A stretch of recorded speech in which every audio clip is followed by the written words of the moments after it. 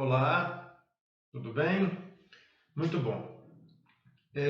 Nós terminamos alguns vídeos recentemente e o último conteúdo que nós tratamos foi sobre a regra de três composta e a regra de três simples. Resolvemos um ou outro exercício sobre esses conteúdos, né? O que na verdade a gente sabe que foram poucos exercícios resolvidos, mas a intenção, a ideia é exatamente trazer uma iniciação, né? Um começo sobre esse conteúdo. Eu já passei o meu contato para vocês, né? Se precisarem de um tipo de apoio, se precisarem de trabalhar algum conteúdo específico que estão tendo problemas, ou até mesmo algum exercício de algum livro, vocês têm o meu contato, a gente pode, eu recebendo esse pedido de vocês aí, esse apoio, a gente pode trabalhar esse conteúdo, eu posso preparar um material para vocês, né, preparar uma aula ou preparar um vídeo, né, para a gente trabalhar especificamente esse conteúdo que está tendo alguma dificuldade. E todos os outros conteúdos que nós trabalhamos radiciação, trabalhamos a propriedade da potenciação, operações com frações, trabalhamos as PAs e as PGs, trabalhamos a regra de três simples e a regra de três compostas e vários outros conteúdos que nós já trabalhamos aqui, fizemos alguns vídeos. Então, se tiver alguma dúvida específica no determinado conteúdo trabalhado ou não, aí vocês entrem em contato comigo. Pode ser pelo meu WhatsApp, que eu passei o número do meu WhatsApp, ou pode ser por e-mail, né?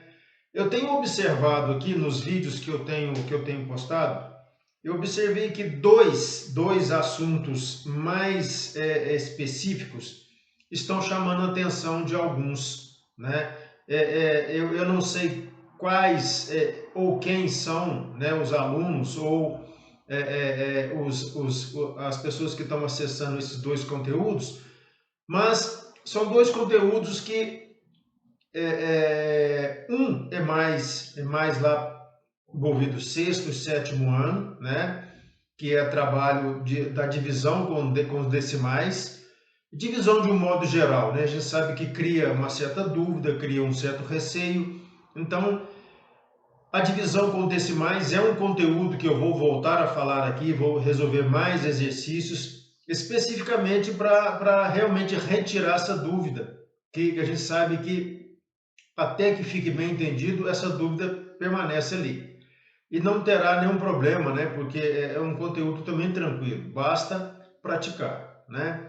O outro conteúdo que eu percebi que o pessoal está assistindo muito o áudio, aliás, o vídeo, que aliás, esse vídeo, né, eu fiz ele especificamente para ajudar o meu filho mais novo, que está fazendo o ensino médio, mas eu vi que o pessoal está acessando ele. Eu coloquei no YouTube porque é um assunto que deveria estar ali para qualquer um que precisasse, né?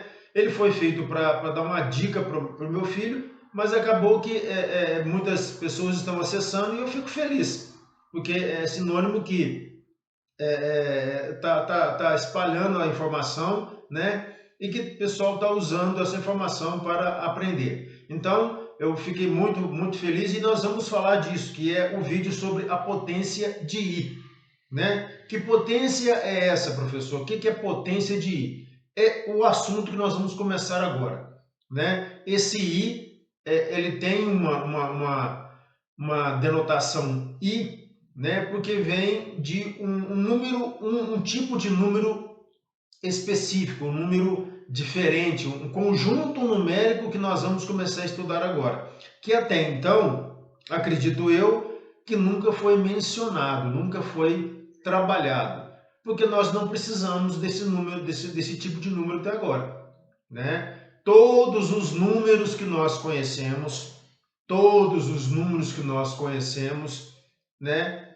Eles até então ajudaram a gente a resolver os problemas da matemática.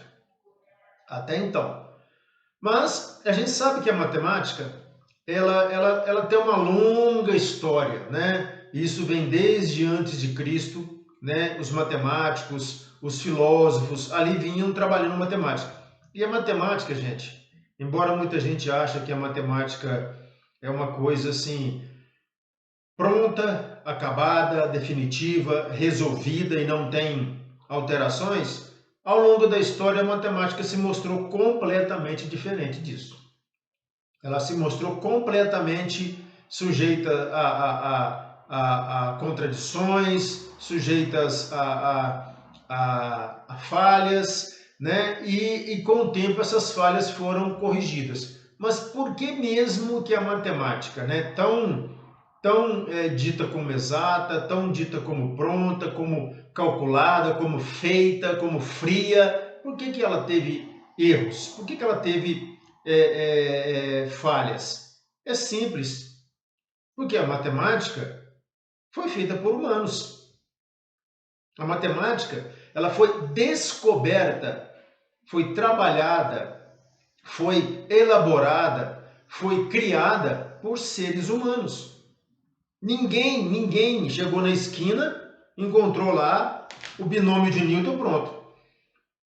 Né? Ninguém encontrou na esquina ou na padaria a fatoração em números primos pronto. Aqui, ó, descobri a fatoração em números primos. Não foi assim que aconteceu. Né? Um dos maiores e mais importantes e mais conhecidos teoremas, né? O teorema de Pitágoras. Pitágoras um dia deitou e falou assim: amanhã eu vou inventar o teorema, o meu teorema. É óbvio que não foi assim. É claro que não foi assim. E além de tudo, a história da matemática teve muita influência religiosa. A igreja, em outras épocas, era contra a matemática, contra os matemáticos.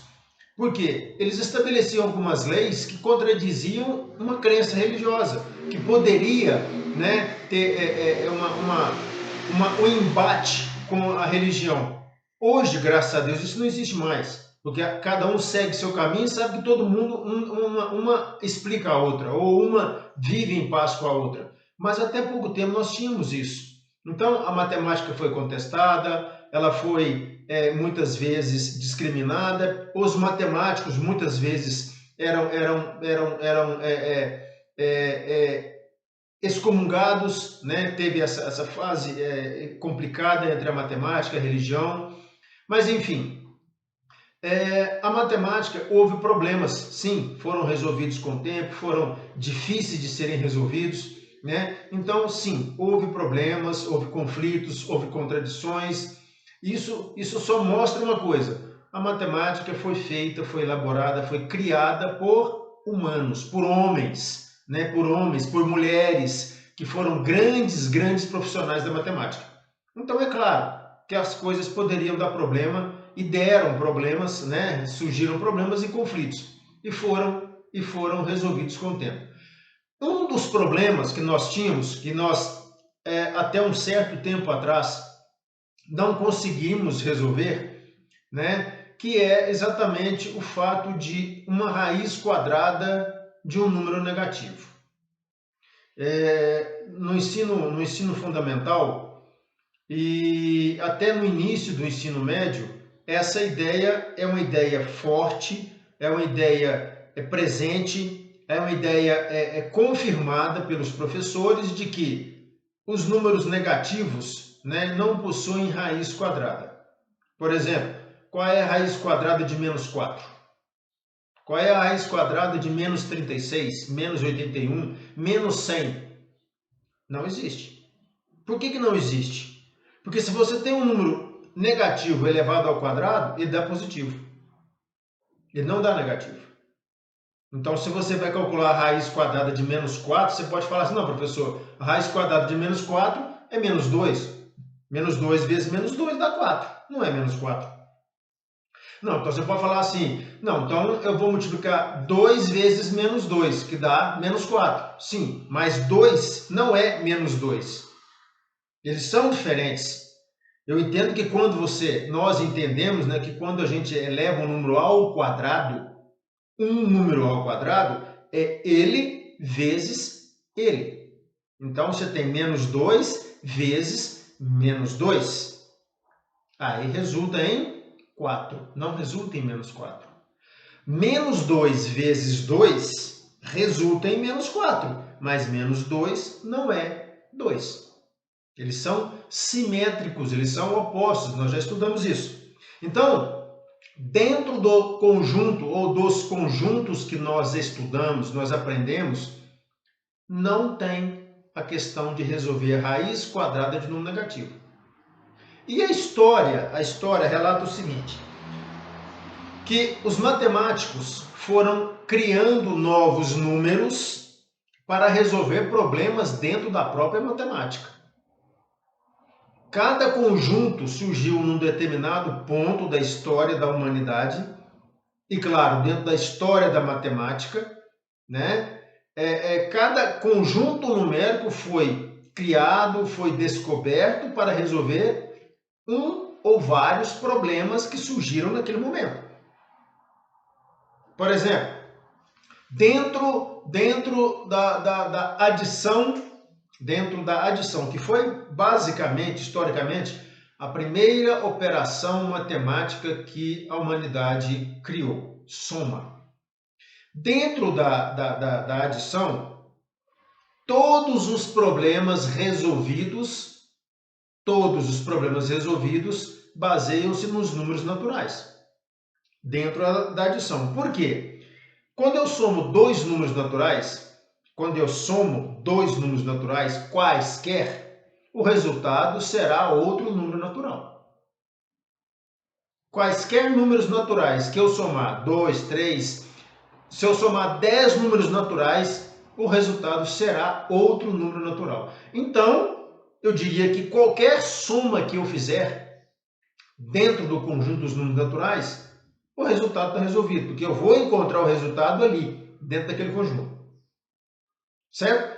Por exemplo, se eu tenho 5 mais 3 é 8. 5 é natural, 3 é natural, o resultado será outro natural, que é 8. Se eu tenho 5 menos 2, eu encontro 3. Perceba que eu tenho aqui o 5, o menos 2, né? Ou o 2, porém negativo, né? Menos o 2, eu encontro o número 3, que também é natural. Mas, e se eu tivesse, por exemplo, 5 menos 8? 5 menos 8, dentro do conjunto dos números naturais, eu encontro a resposta? Não. Não existe a resposta para 5 menos 8 dentro do conjunto dos números naturais. Por quê? Porque o resultado seria menos 3. E dentro do conjunto dos números naturais não existe menos 3. Existe 3. Porque menos 3 não é natural. Ele é inteiro, mas não é natural. Então, qual foi a ideia que tiveram para resolver essa questão? Eles criaram, eles desenvolveram, eles descobriram os números negativos, inteiros negativos. E quando você tem um conjunto dos números naturais, que a gente sabe que são todos inteiros positivos, e aí você acrescenta a eles, né, os números inteiros negativos, perceba que o que já era infinito para um lado, agora se torna infinito para o outro lado.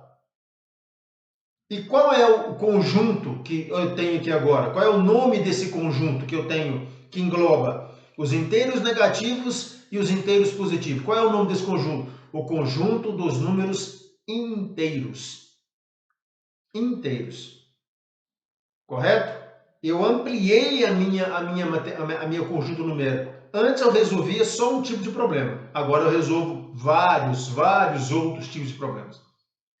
E esse foi um dos exemplos, ou esse é um dos exemplos, em que os conflitos da matemática foram resolvidos dessa forma.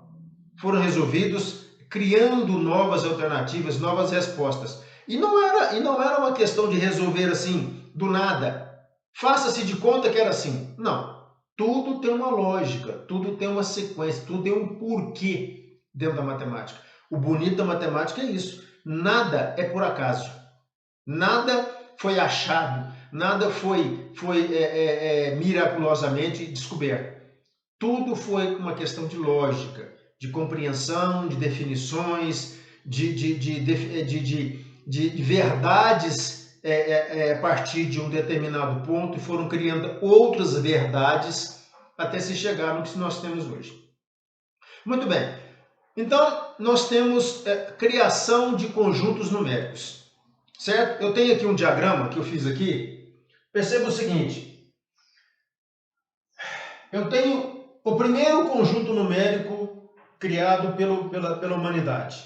O primeiro conjunto numérico, que é o conjunto dos números naturais. Embora ele esteja pequenininho aqui, ó, né, ele é infinito. Todos os conjuntos aqui são infinitos. Todos são infinitos. Então, e lembrando que, gente, olha só, infinito não é um número. Infinito não é uma quantidade. Infinito é uma ideia. Quando se fala infinito, você não precisa de uma definição. O que é? Você imagina, você intuitivamente define. Infinito é algo que não acaba. É uma ideia do que é infinito. Então você nunca chegará no final, óbvio, porque é uma ideia. Não existe um objeto que determina o infinito. Correto? Muito bem. Então, a partir do ponto que você tem o conjunto dos números naturais, depois foi criado o conjunto dos números inteiros. Observa bem, ó, o conjunto dos números naturais está dentro do conjunto dos números inteiros. Então, o natural é inteiro. O natural é inteiro, mas o inteiro não é natural. Parece confuso, mas olha só. Se eu disser o número 5, número 5 é natural? É. É inteiro? É. Mas se eu disser o número menos 5, ele é inteiro, mas não é natural. Então tá aqui, ó. Os números inteiros, aliás, os números naturais, desculpem, os números naturais faz parte, é um subconjunto do conjunto dos números inteiros. Então, todo natural é inteiro. Correto? Muito bem. O conjunto em azul aqui é o conjunto dos números inteiros. Perceba que ele está dentro do conjunto dos números racionais. Racionais, o símbolo Q de racionais. Então, ó, todo natural é inteiro e todo inteiro é racional. Correto? Perceba que dentro do círculo verde aqui, ó, dessa figura verde, nós temos os naturais, os inteiros e os racionais. Agora, olha para esse conjunto aqui. Conjunto dos irracionais. Irracionais. Perceba que ele não está nem dentro dos naturais, nem dentro dos inteiros, nem dentro dos racionais. Ele não está aqui dentro. Porque o conjunto dos números irracionais, é um conjunto em que ele não é racional, porque ele é irracional. É óbvio. Se ele não é racional, ele não pode ser natural e nem inteiro. Porque o natural inteiro está dentro do conjunto dos racionais. Então, qual é o contrário de ser racional? É irracional. É um tipo de número irracional. Por quê? Nós podemos falar disso em outro momento. Mas é como se fosse um inverso do outro. O conjunto dos números racionais, os números racionais não podem ser irracionais e vice-versa. Não existe nenhum número que seja um e o outro ao mesmo tempo, que seja racional e irracional ao mesmo tempo. Uma situação, uma definição, uma qualidade exclui a outra. Exclui a outra. Se ele é irracional, logo não é racional. E vice-versa. Se ele é racional, ele não é irracional. Então, muito bem. Então, nós temos naturais, inteiros, racionais e irracionais. Agora, perceba esse conjunto aqui, ó, em amarelo, laranja aqui, ó. Ele é o conjunto dos reais. Dos reais. É o maior conjunto que nós conhecemos. Então, eu posso dizer o seguinte: todo número que você imaginar, que você sonhar, que você inventar, que você tirar lá de dentro da cartola, qualquer número que você quiser imaginar, sonhar, inventar, ele é real. Acabou. Ele é real. Por quê? Ele é natural, ele é inteiro, ele é racional, ele é irracional. Então ele é real. Todo e qualquer número que você quiser. Raiz de 5, raiz de 36, menos 10, menos 3 milhões dividido por 55 milhões, não interessa. Ele é real. Então, todas as operações matemáticas que nós conhecemos, adição, subtração, multiplicação, divisão, logaritmos, radiciação, potenciação, exponenciais, funções, todo tipo de problema que você imaginar, as respostas estão aqui dentro. Dentro do conjunto dos números reais. Que até então é o maior conjunto numérico que nós temos e que até então resolveria todos os nossos problemas. Certo? Mas como eu falei no começo do vídeo, qual é a raiz quadrada de um número negativo? Aqui dentro, essa resposta não existe. Então, a gente até escreve assim, ó, raiz quadrada de número negativo não existe nos reais. Simples assim. Não existe nos reais. Surgiu aí um novo problema na matemática, um novo conflito na matemática. Como resolver essa questão? Como resolver isso? Porque precisava. Tanto precisa e tanto foi necessário que hoje, nas engenharias, na matemática, na física, na química, na biologia, na geologia e muitas outras áreas do conhecimento humano, hoje, se não são esses números que nós vamos ver agora, se não são esses números, nós não teríamos tanta evolução tecnológica, a ciência não teria evoluído tanto, não chegaríamos aonde nós chegamos com as ressonâncias magnéticas, com as vacinas, com os medicamentos, em função de estudos científicos que precisaram desses números para resolver problemas que até então não tinham solução. Então, foi uma ideia, foi uma criação, foi uma descoberta dentro da matemática absolutamente necessária para hoje. Ela resolveu infinitos problemas que hoje são passíveis de ser resolvidos em função desse tipo de número que nós vamos ver agora. Mas é claro, né? A ciência, a tecnologia e as matemáticas da vida, as físicas da vida, vão apresentar problemas para a gente futuros que a gente vai ter que repensar talvez a solução.